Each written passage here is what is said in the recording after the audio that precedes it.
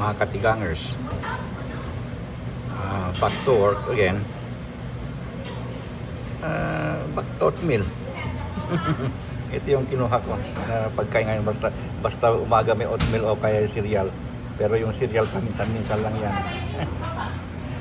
Kumuha din ako ng maliit lang yan. At saka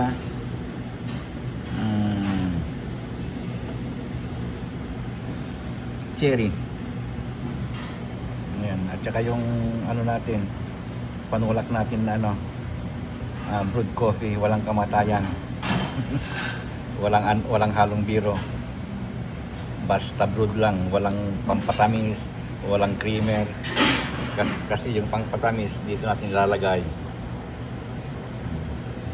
Ganyan. Okay, yun lang. Bye-bye.